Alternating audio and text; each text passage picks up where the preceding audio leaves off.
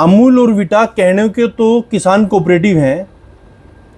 Amul, Vita और mother dairy ने 2021 से अब तक 7 बार दूध के रेट बढ़ाए हैं और किसानों को दिया है उसमें से झुंझुना। 2021 से और 2026 तक जो किसानों से दूध खरीदा जाता है इन कंपनियों के द्वारा, उसके रेट में ना बराबर की वृद्धि हुई है। सबसे पहले दूध के रेट में जो वृद्धि हुई थी वो 2021 में हुई थी, जुलाई 2021 में 2 रुपए की। 2022 में इन कंपनियों ने 3 बार दूध के रेट बढ़ाए हैं, अपने बिक्री मूल्य बढ़ाए हैं। मार्च 2022, अगस्त 2022 और अक्टूबर दिसंबर 2022 के बीच में हर बार 2-2 रुपए बढ़ाए इन्होंने। फरवरी 2023 के अंदर इन लोगों ने फिर 2 रुपए का रेट बढ़ा दिया बिक्री मूल्य। साल 2024 के लोकसभा चुनाव के बाद जून 2024 में इन कंपनियों ने दूध के रेट फिर 2 रुपए बढ़ाए। साल 2025 में अप्रैल और मई के बीच में इन लोगों ने 2 रुपए रेट फिर बढ़ा दिए और 2026 में, अभी हाल में ही मई 2026 में, इन लोगों ने किसानों का नाम लेके 2 रुपए का रेट फिर बढ़ा दिया। और हर बार इन्होंने किसानों को दिया है ऊंट के मुंह में जीरा। दूध के किसानों की यह हालत है कि 2021 से लेके आज तक जो किसान के दूध का रेट है वो लगभग वहीं पे खड़ा हुआ है। कोई भी इन कंपनियों की, इन कोऑपरेटिव की जवाबदेही तय करने वाला नहीं है कि आप जो किसानों के नाम पे हर साल अपने बिक्री मूल्य बढ़ा रहे हैं उनमें से किसानों को कितना मिल रहा है। डेयरी फार्मिंग के अंदर आज के टाइम पे ये हाल है कि गेहूं का छिलका गेहूं से महंगा है, चने का खंडा चने से महंगा है और दूध आज पानी से भी सस्ता है। इस हालत के लिए, डेयरी फार्मिंग की इस हालत के लिए जितनी सरकारें जिम्मेवार हैं उतनी ही वो घटिया, वो नकली, वो सिर्फ दिखावे के किसान नेता भी जिम्मेवार हैं जो हर चीज के लिए प्रदर्शन करते हैं, लेकिन दूध के किसानों की आवाज आज तक वो एक बार भी नहीं उठा पाए हैं। जबकि सच्चाई ये है, जितने भी छोटी एकड़ के किसान हैं, जितने किसानों के पास 3 एकड़ से कम जमीनें हैं, उनके लिए एक आय का अतिरिक्त साधन है डेयरी फार्मिंग। अगर सरकारें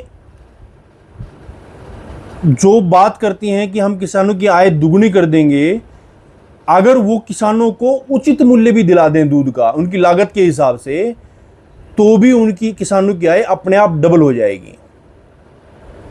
नमस्कार किसान साथियों, मेरा नाम है योगेश वत्स। आप देख रहे हैं मेरा चैनल योगेश वत्स खेती और पशुपालन।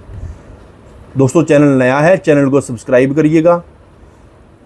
इस मुद्दे को, इस वीडियो को ज़्यादा से ज़्यादा शेयर करिएगा, लाइक करिएगा और कमेंट में बताइएगा कि आपके एरिया में दूध का क्या भाव चल रहा है, ताकि ये मेरी वीडियो नकली सरकार और उन नकली किसान नेताओं के कानों तक पहुंच सके कि उनकी वजह से किसानों की क्या हालत है या कौन से वो मुद्दे हैं जो हर छोटे से बड़े किसान के लिए ज़रूरी है। बढ़ती हुई बीमारियों ने इस घाटे की आग में घी डालने का काम किया है। इन सब को भी छोड़ दें तो जो दूध के मिलावटखोर हैं वो किसानों के और भी बड़े दुश्मन हैं। बीबीसी की रिपोर्ट के अनुसार इंडिया के अंदर नकली दूध की मार्केट 20% मार्केट को कवर करता है पूरा। 2 लीटर दूध अगर मार्केट में है उसमें से 20 से 25 लीटर दूध नकली है। अगर ये नकली दूध मार्केट से हट जाए तो भी दूध की रेटों में 20 से 30% की बढ़ोतरी संभव है। नकली दूध को रोकने में सरकारें, किसान नेता, सिस्टम पूरी तरह से फेल रहे हैं। वो कभी भी इसको कंट्रोल नहीं कर पाए। हर बार किसानों का नाम लेके प्राइस रिवाइज किए जाते हैं, लेकिन किसानों को उसमें से कुछ भी नहीं मिलता। अमूल, वीटा, मदर डेयरी ये हज़ारों करोड़ का टर्नओवर करती हैं हर साल में, और वो टर्नओवर आता है उस किसान की बदौलत जो सुबह 4 बजे उठ के अपने भैंसों के साथ भैंसे होता है, पशुओं के साथ पशु होता है और रात को 8 बजे उनके अंदर से निकल के ही सोता है।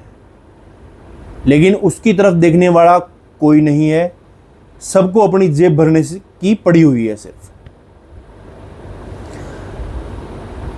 अगर ये डेयरी इंडस्ट्री अगर फेल होती है तो बेरोजगारी का इतना बड़ा बोझ सरकार के ऊपर आएगा कि सरकार उसको कभी कंट्रोल ही नहीं कर पाएगी।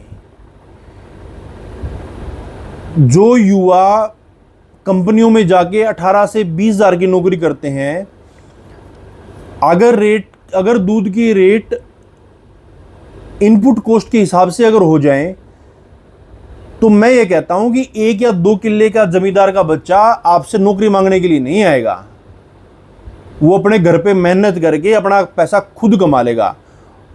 वो समाज का भी भला करेगा, वो समाज को अच्छा खाने के लिए देगा, अच्छा दूध पीने के लिए देगा, और वो नौकरियों के लिए सरकार के ऊपर निर्भर नहीं रहेगा। वो कुछ न कुछ आपकी जीडीपी में योगदान ही देगा।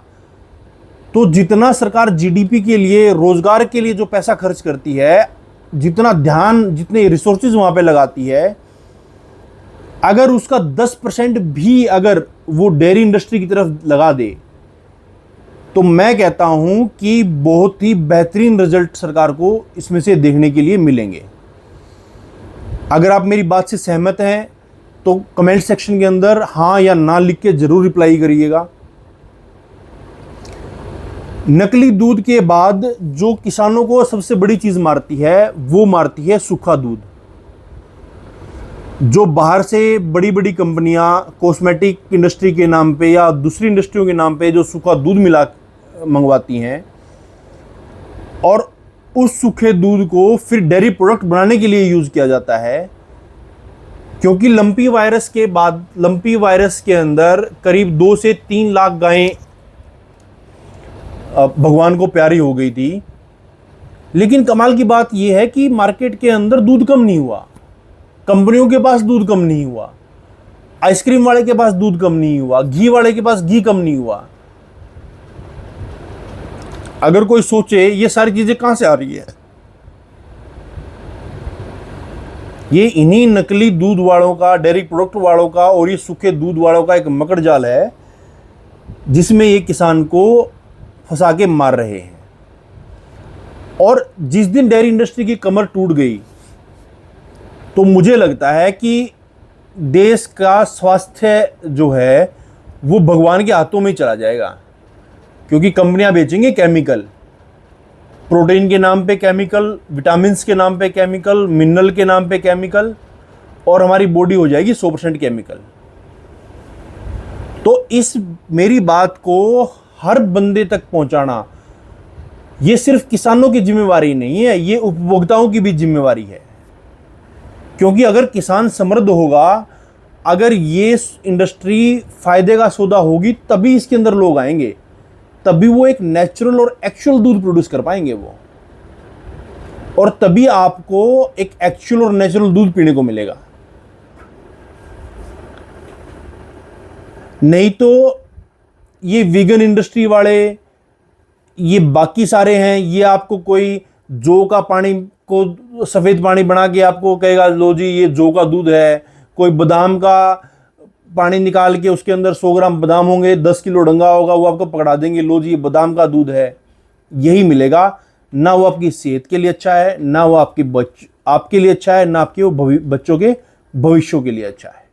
जितने भी भाई दूध खरीदते हैं अपने परिवार के लिए, मेरा उनसे निवेदन है कि आप दूध फार्मर से खरीदें, जहां तक संभव हो खुद डेयरी पे जाके दूध लेके आएं। इससे होगा क्या, फार्मर को 2 रुपये अच्छे मिलेंगे और आपको दूध अच्छा मिलेगा। मेरा सरकार और किसान नेताओं से 3 निवेदन है मेरे।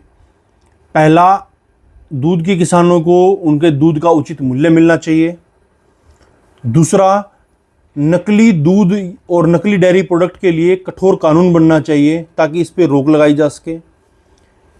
तीसरा, पारदर्शिता होनी चाहिए। जितनी भी डेयरी कोऑपरेटिव हैं, ये प्रोक्योरमेंट जो प्राइस फिक्स करते हैं उसका क्या फार्मूला है, ये फार्मूला पारदर्शी रूप से होना चाहिए कि जो भी आप प्राइस हाइक करते हैं उसमें से कितना फार्मर को जा रहा है।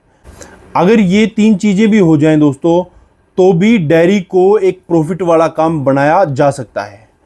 जो भाई नए जुड़े हैं वो चैनल को सब्सक्राइब जरूर करें